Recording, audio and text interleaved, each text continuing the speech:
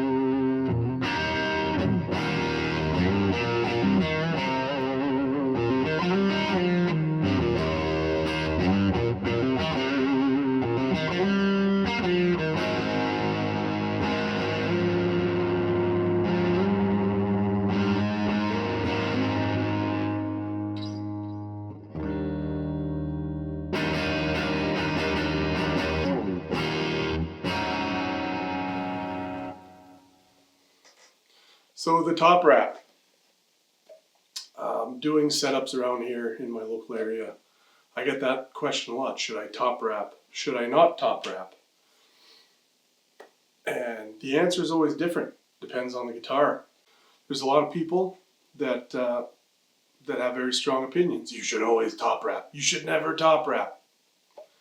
Some people top wrap because they think it looks cool. They saw someone do it, and it's the new rage thing. Some people will say you have to top wrap if you want proper sustain. The answer is everybody's right and everybody's wrong. It's your guitar. Ultimately, you do whatever you want. But here is my take on this based on the experience I've had setting up countless Les Paul and Gibson style guitars with the Tune-o-matic, ABR, Nashville bridge, and the stop bar. Basically, the way that it all goes is it's all centered around the neck angle, right?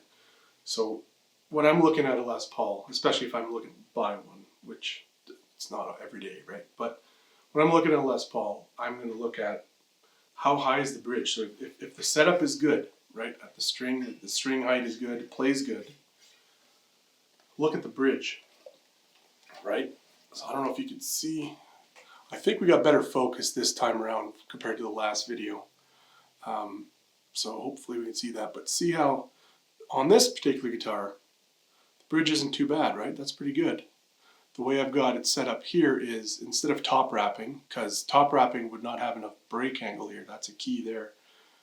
I've got it not top wrapped, which means fed through from the back instead of up and around the top over the bridge, right? So if you look real closely, I don't know if you can see that through this a little bit, the studs here, right, they're raised a little bit. So the reason for that is you want to make sure that you're clearing, the strings are clearing the back edge of the bridge, right?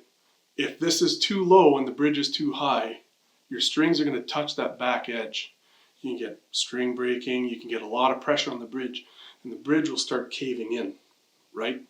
So it's a battle of getting the right setup on the neck with the string height, and then figuring out what you need here. So in this case, I didn't top wrap because raising it up a little bit cleared the back edge. I get enough tension, but not too much tension. And this one's good, right? This is just one example. This is one Les Paul. This is a 2012 traditional. I have another one just like this one, but in Honeyburst, where the bridge sits higher. And the reason that is the neck on the other one is just slightly further back this way, causing the bridge to have to sit higher. I'll show you another example in a sec here, but this would not be a candidate for a top wrap. You could do it. You could drop the bridge, like the stop bar, all the way down, deck it right down to the body, and then top wrap. But on this particular one, it's so close that you wouldn't really get enough break angle here. So you wouldn't have enough pressure. So what happens is if this is too flat from the stop bar to the bridge, you don't have enough string tension. So you're going to get more buzzing. You're going to get more floppy, whatever, right? More floppy strings over at this end, it'll buzz. So you might have to go up a gauge of string, stiffer strings, right? Thicker strings to compensate for that less tension because of the less of a break angle here. So in this case, I opted to just string right through. I'm going to show you another example over here. Now this one, also a 2012. So this is a tribute model. And if you look at the bridge here, see how high that is? I don't know if I'm focused there, but there you go. See how high that is off the body, right? So having it strung through the back had too much break angle, and these are pretty much set up, all my guitars are set up with similar action, so the bridge here is a little too high. I was touching the back of the bridge. So in this one, this was a perfect example, a perfect candidate for the top wrap, right? So you can see it's top wrapped around the back, goes in, let's see if we can do this here, goes in this way, wraps around the top, right? That's top wrap. Now you can see the break angle on the strings from the bridge to the stop bar, right? There's a bit of a break angle there. It's not too flat. So you're getting the proper tension, right? And the stop bar is decked all the way to the bottom, right? So this guitar was a candidate for a top wrap. In this case here, the top wrap helps the right tension. It's not too much and not too shallow, right? Too much tension has too much too much break angle has too much tension on the string. That can kill your sustain. Not enough break angle, not enough tension on the strings can kill your sustain because your string's just moving around, flopping around, and it's not really under any tension. So this one here, high bridge, right? Top wrap.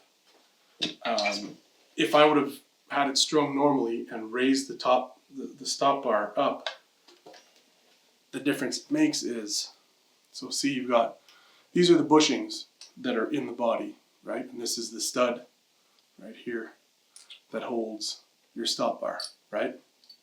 So this threads into here. If you have to raise your stop bar so that it's sticking out of the stud, sticking out of the body essentially, this high, then there's not a lot of contact. You're getting maybe this much contact into the body. So that's going to kill your sustain, right? The vibrations of the strings are not going as far into the body as it would if it was down, like all the way down, right? So as I showed you in the gold top, right, I've got the stop bar raised just a little bit, right? So if you look at I can hold this right. You're getting most of it in the stud, right? So you got a good amount of contact in there. So that's why that one's not top wrapped, right? This one here, this blue guy, right, or green or teal, I would have had to raise it quite a bit to get the right tension and the right break angle and not touching the back of that bridge. So I decked it and top wrapped, right? I'm going to show you one more example, one where top wrapping would be a bad idea. So I'll be right back with that.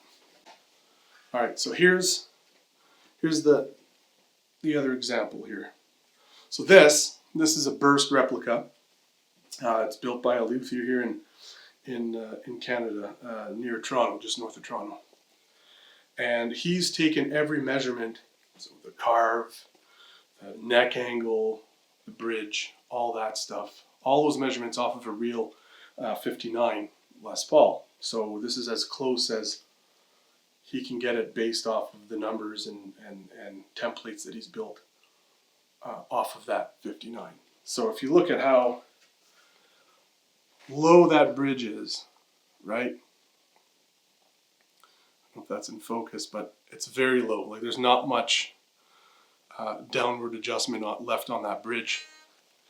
And on the high E side, you could see, let's see here, sort of see, like it's pretty much as low as it goes, right? So I can't really go too much lower with this bridge. So if I top wrap this, look at how the break angle there. If I top wrap that, the strings would be pretty much flat over the bridge. So there wouldn't be enough down pressure, wouldn't be enough tension. The strings would be floppy. It would buzz like quite a bit. I'd have to go up a string gauge, and you know that could cause other issues. So in short, when you're looking at this style of guitar that has, like, you know, this type of bridge and tailpiece system, right? First thing you want to do is check the action. So is the setup, the action's decent? If it's not, you check the neck. Never adjust the bridge for string height before you've checked the neck, right? So first fret it on the top, on the low E, and then fret it right where it meets the body, right?